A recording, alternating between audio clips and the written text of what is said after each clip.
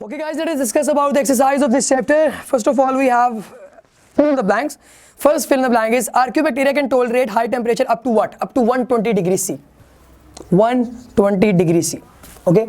Second one, we have the first eukaryotes appeared about dash years ago. 1.5 billion years. 1.5 billion years ago. ठीक है.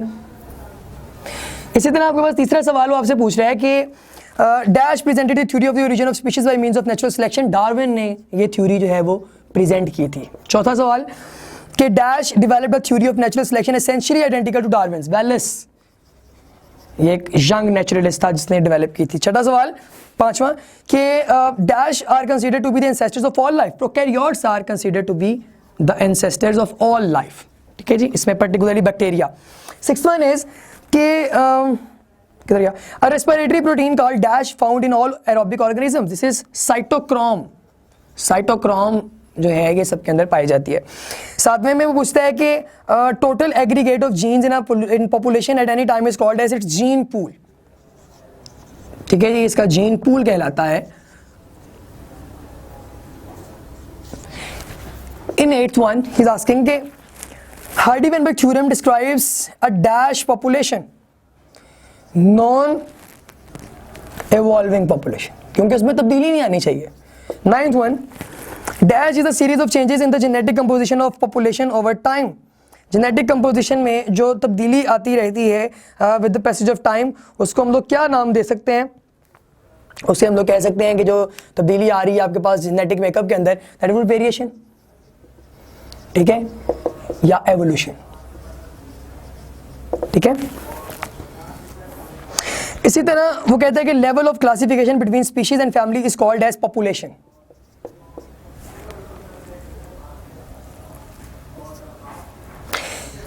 Population, this is population, लेकिन हम इस population को basically ना scientifically एक और नाम देते हैं, दैट इज जीनस. ठीक है. 11th वन इज कि हार्डी-वेनबर्ग थ्योरम या equation is binomial expansion of gene frequencies.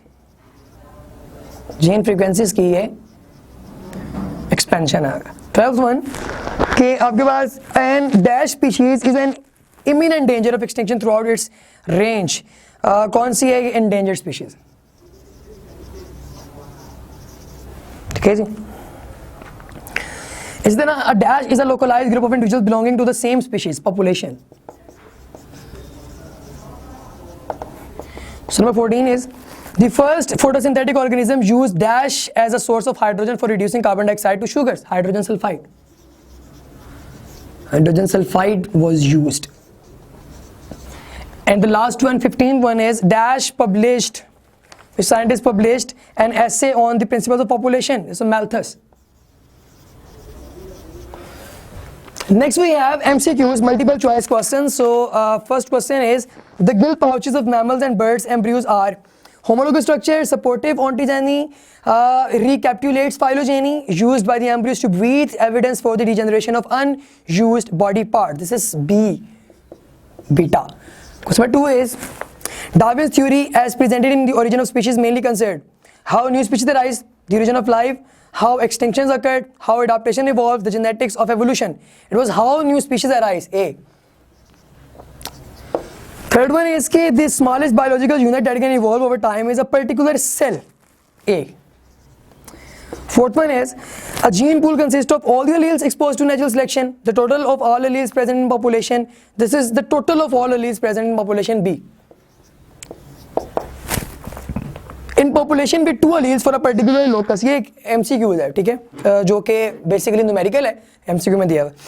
B and B यानी capital B and smaller b, यानी कि एक आपके पास डोमिनेंट है और recessive. The allele frequency of B is 0.7. What would be the frequency of heterozygote if the population is in Hardy-Weinberg equilibrium? That would be 0.42. आप इसको हल करें. B. Sixth one is in a population that is in Hardy-Weinberg equilibrium, 16% of the individuals show the recessive trait. What is the frequency of the dominant allele in population? That is 0.84. A. इस तरह आपके पास 7वां सवाल है कि आप बताइए कि selection acts directly on the entire gene pool, that is E. Alright जी. So let us come to short questions. Short questions में वो आपसे क्या पूछ रहा है, let us start with this. पहला सवाल आपसे वो पूछता है कि हमें बताइए हाइड्रोथर्मल वेंट्स क्या होते हैं। तो गाइस हाइड्रोथर्मल वेंट्स बेसिकली आपके पास ऐसे वेंट्स हैं जिनके अंदर बहुत ज़्यादा टेम्परेचर जो है और मौजूद हो और ये पानी के एक आबशार नुमा स्ट्रक्चर जो है वो रिजाइड करते हुए हो। इस तरह आपसे पूछता है कि एंडोसिम्बायोट हाइपोथेसिस क्या थी, हमने पढ़ी थी शुरू के अंदर कि जो एंडोसिम्बायोट थ्योरी ये है कि एक बैक्टीरिया जो है वो किसी प्रोकैरियोट के अंदर जो है वो रिजाइड करता रहा ऑर्गेनिज्म के अंदर और फिर अल्टीमेटली उसका माइटोकॉन्ड्रिया बन गया double layer structure. Population genetics के बारे में बताएं। पॉपुलेशन जेनेटिक्स बेसिकली वो ब्रांच है जिसके अंदर हम लोग जेनेटिकली किसी भी पॉपुलेशन का जो है वो जीन पूल, जीन फ्रीक्वेंसीज और इस तरह उसकी पॉपुलेशन वगैरह का एनालिसिस करते हैं mathematically. How does fossil record provide evidence of evolution.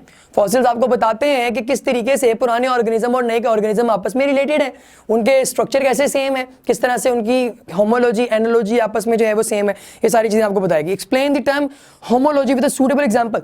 Homology आपके पास क्या है, ऐसे आपके पास ऑर्गन्स जो कि उनका लोकस सेम हो लेकिन उनकी मूवमेंट जो है वो डिफरेंट हो। फॉर एग्जांपल आपके पास जो विंग्स होते हैं बर्ड्स के और इसी तरह विंग्स होते हैं आपके पास स्मॉलर जो है ऑर्गेनिजम्स के, वो सारे जो है वो बेसिकली क्या होते हैं, वो एक दूसरे के साथ एक्टिविटी तो तकरीबन सेम परफॉर्म नहीं कर रहे होते लेकिन उनकी जो लोगस उनका ट्रीटमेंट है वो सेम होता है। ठीक है, ये लिम्ब्स का फर्क जो है ये आप बता सकते हैं होमोलॉजी में।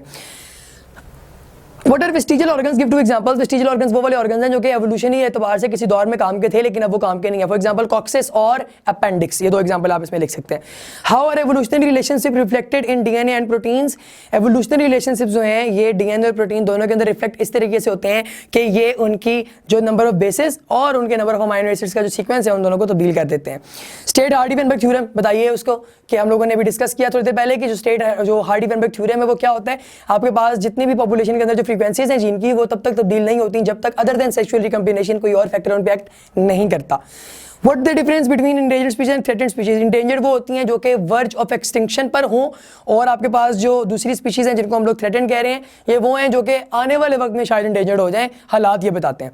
Name any 5 species declared extinct in Pakistan, तो ये आपके पास गिवन है कौन कौन सी, Indian rhino, Asian lion, cheer pheasant, crocodile और गेवियाल। ठीक है, लॉन्ग क्वेश्चन में है कि what are endangered species, what measures could be adopted for their preservation. You can discuss this topic, you can get this on our website. State and explain Hardy-Weinberg theorem, ये भी आप लोगों को पता है, हम लोगों ने डिस्कस किया, आप पूरा लेक्चर देख सकते हैं। Describe evidences of evolution from any 5 branches of biology.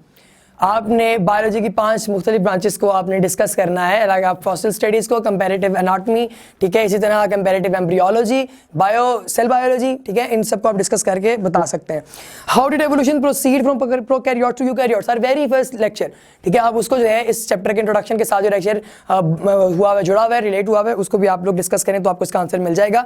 Analyse Darwin's theory of natural selection and mechanism of evolution, ये भी आप लोगों को मिलेगा हमारे लेक्चर के अंदर से कि किस तरीके से डार्विन ने जो है वो बयान किया था कि एवोल्यूशन जो है वो कैसे वकूफ पजीर होती है। If you have any kind of question you can mail us. Thank you so much.